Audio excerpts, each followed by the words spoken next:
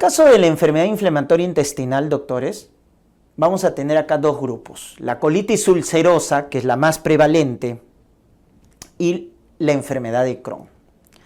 Recordar que estas dos patologías inflamatorias crónicas, también inmunes, porque se desencadena una respuesta inmunitaria que va a producir la inflamación, en la epidemiología es más frecuente en la etnia caucásica, o sea, los pacientes, ¿no?, blancos, ¿no?, judíos, ahí es más frecuente, ¿no?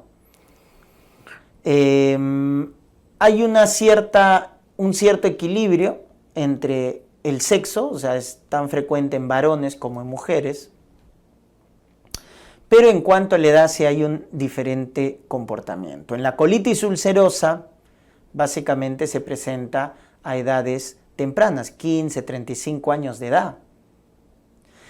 En cambio, en la enfermedad de Crohn hay un comportamiento bimodal, pacientes de 15, 35 y también pacientes mayores, 55, 70 años.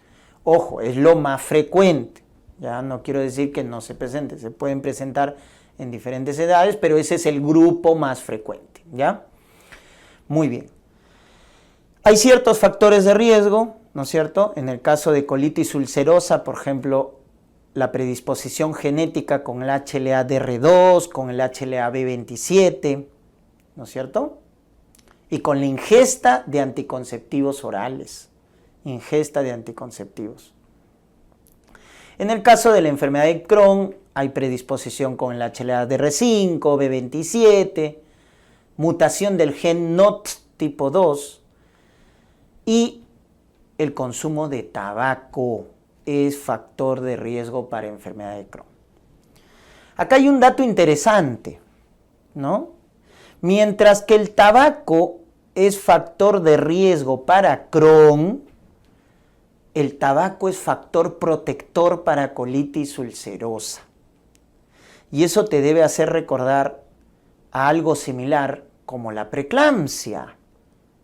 La preeclampsia, estado hipertensivo del embarazo, la colitis ulcerosa, miren que tienen como factor protector el tabaco. Tienen ese comportamiento, ¿no? Porque se ha visto en los estudios que el consumir tabaco tiene o se asocia con menos riesgo de colitis ulcerosa y preeclampsia, ¿no? Entonces es un dato interesante que hay que tenerlo en cuenta. En cambio, para Crohn sí es un factor de riesgo el tabaco. Muy bien. Y acá lo que básicamente tenemos que hacer es diferenciar, pues, porque eso es algo que te van a evaluar.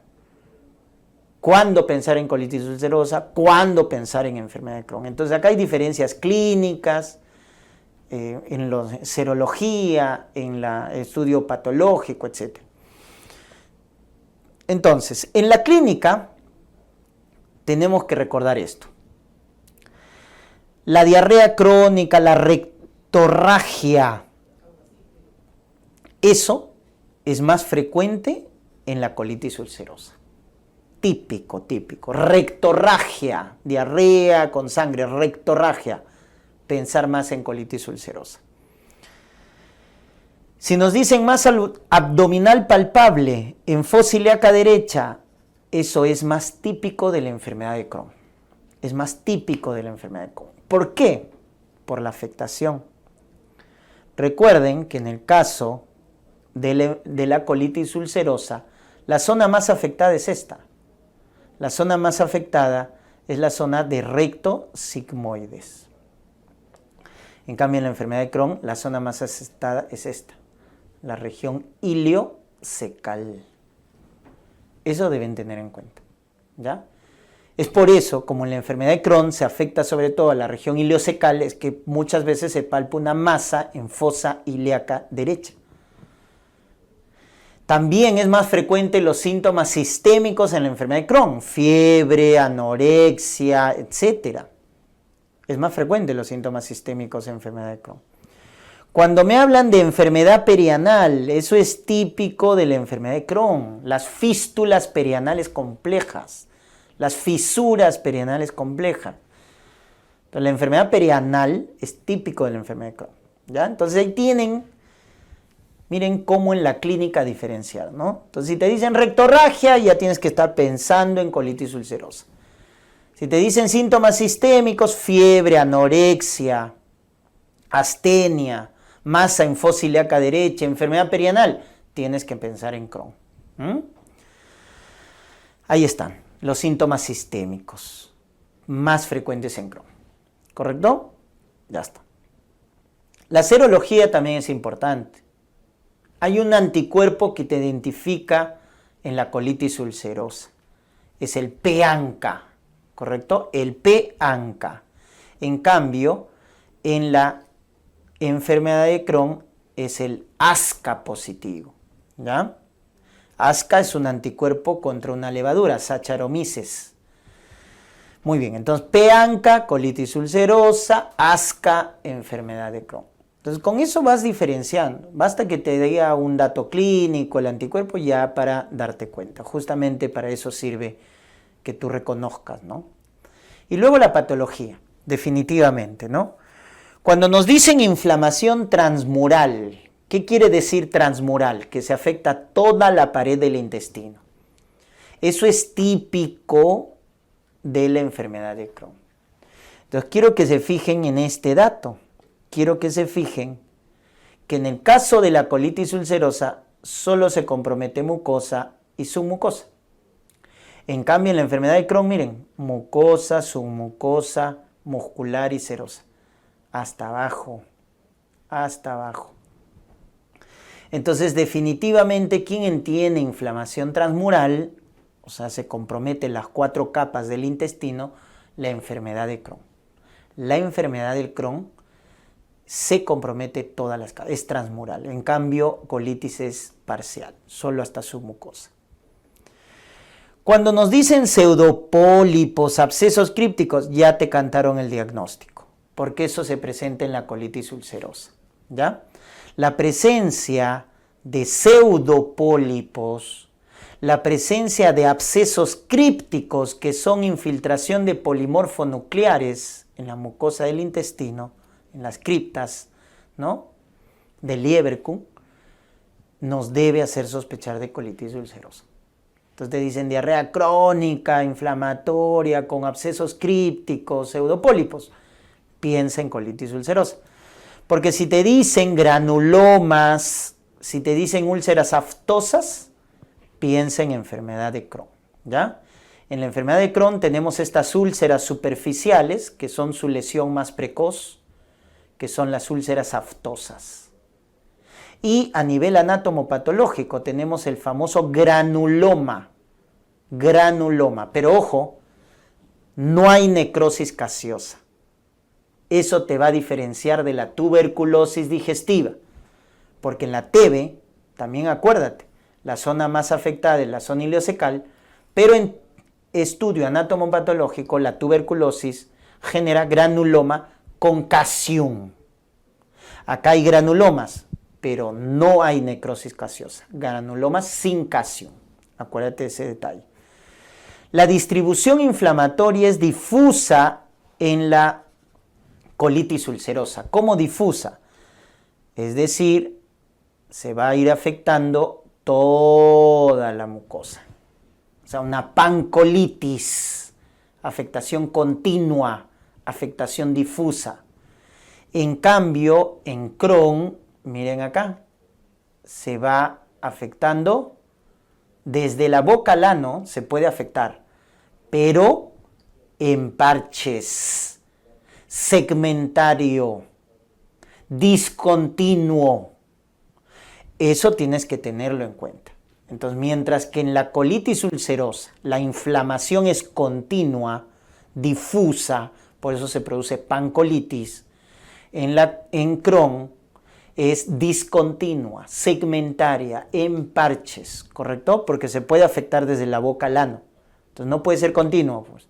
Se afectaría todo el tracto digestivo, ¿no? Entonces no es así. Muy bien. Vamos con las complicaciones, ¿ya? En el caso de la colitis ulcerosa, vamos a tener ciertas complicaciones intestinales propias, como por ejemplo la hemorragia digestiva baja masiva.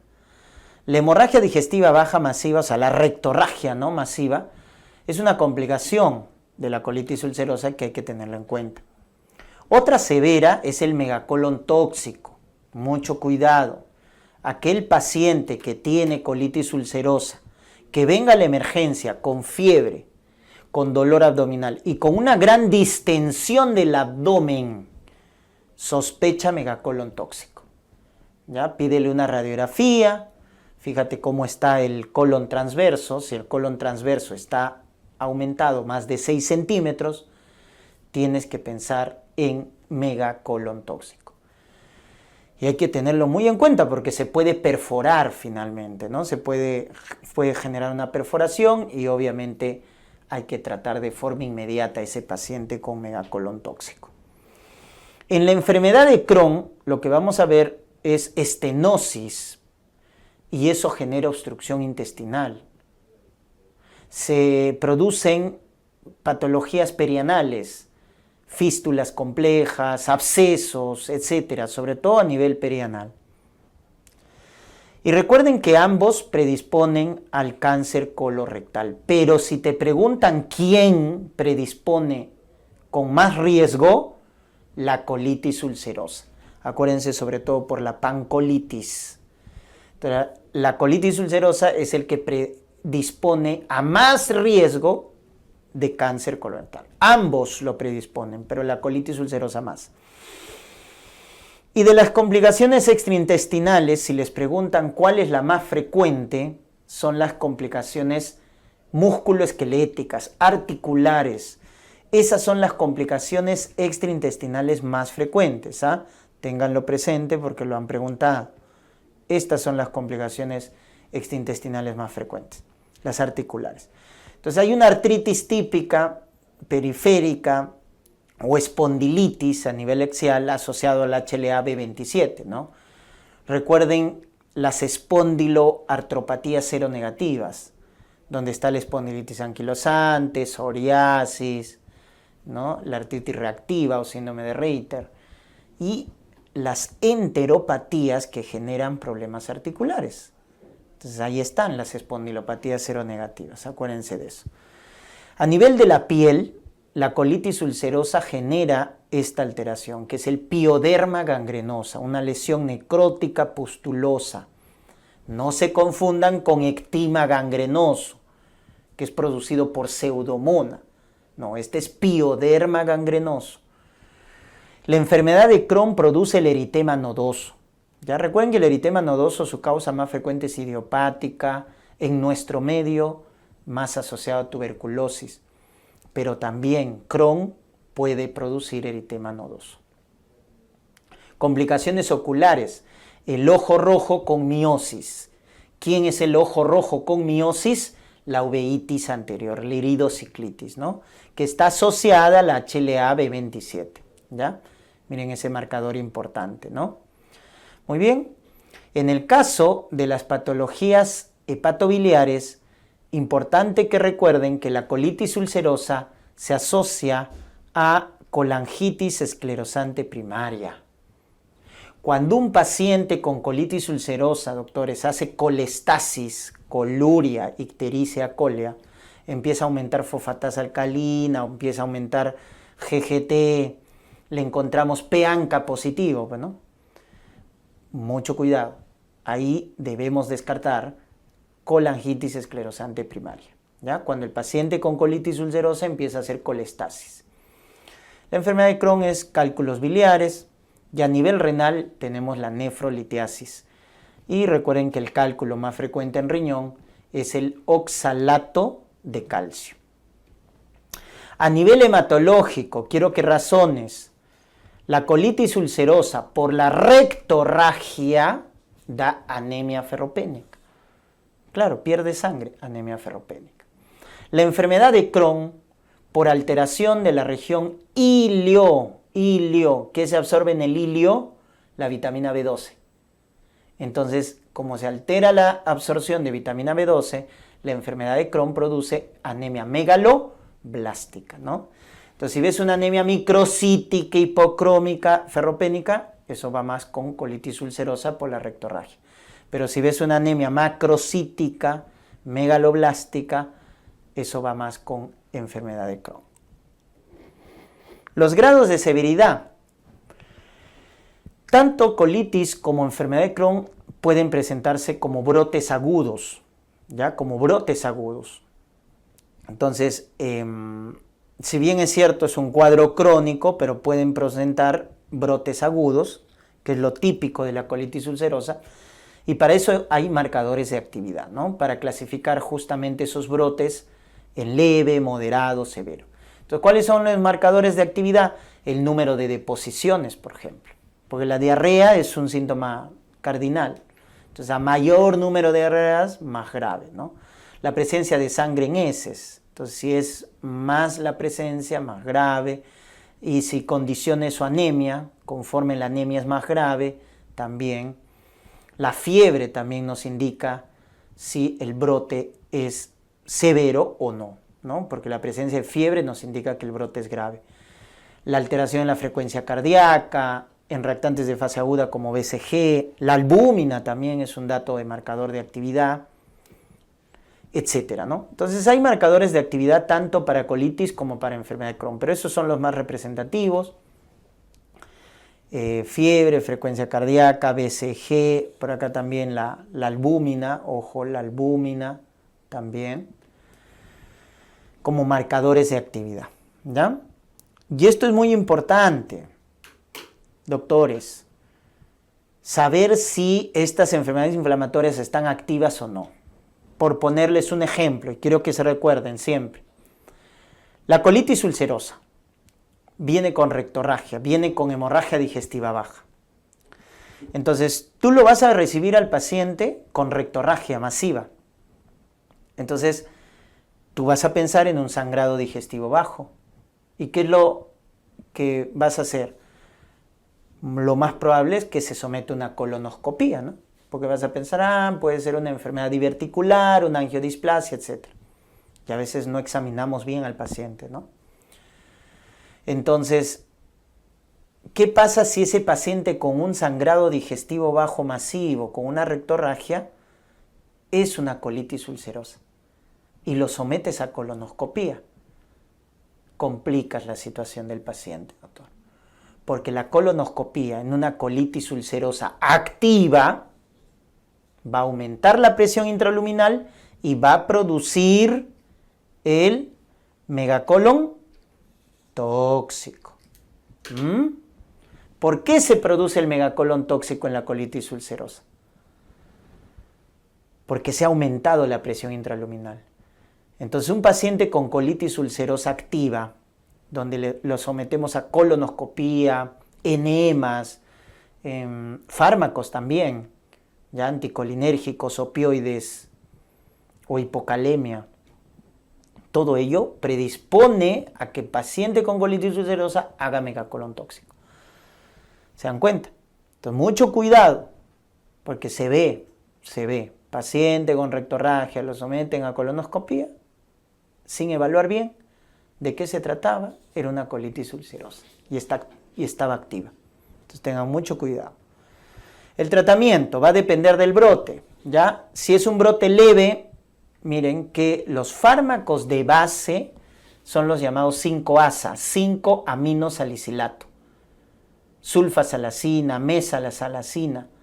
Esos son los fármacos de base, que sobre todo actúan como antiinflamatorio en la colitis ulcerosa. Sobre todo en la colitis ulcerosa, ¿ya? Sulfasalacina. Luego están los corticoides que se pueden dar por vía tópica cuando es leve. En la moderada tenemos ya los corticoides por vía oral, ¿no? Prednisona por vía oral. Algunos inmunosupresores como metotrexate, aciatropina, ¿ya? Cuando ya el brote es severo, hay que usar más poder antiinflamatorio. Corticoides endovenosos, ¿correcto? Terapia biológica, que son los antagonistas del factor de necrosis tumoral alfa, donde tenemos infliximab, adalimumab, natalizumab, etc. Bueno, en el caso del infliximab y el adalimumab son antagonistas del factor de necrosis tumoral alfa. el natalizumab sí es un antagonista de las integrinas.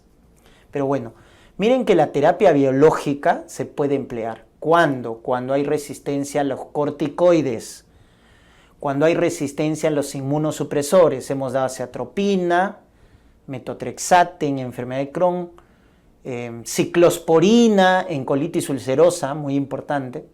Entonces, a esa terapia inmunosupresora es refractario, terapia biológica. Pero cuando ya no responde a nada el brote es muy severo y no responde a nada, no responde a corticoides, inmunosupresores, terapia biológica, el último recurso es la cirugía. Entonces, la cirugía se recomienda en ciertos casos. Por ejemplo, un brote grave refractario a manejo médico, paciente sepsis, paciente con megacolon tóxico que no ha respondido a manejo médico. Porque el megacolon tóxico, entonces una vez que lo identificas, ¿no? Colon transverso está engrosado más de 6 centímetros, etc. Le das corticoides, le das antibióticos, no responde. En 48 horas hay que operarlo. Entonces, un megacolon tóxico refractario al tratamiento médico. O la obstrucción, ¿no? Típica complicación. La obstrucción también, lógicamente, va a llevar a cirugía, ¿ya? Muy bien. Entonces, como ven, esa es la pirámide del tratamiento de las enfermedades inflamatorias dependiendo del brote.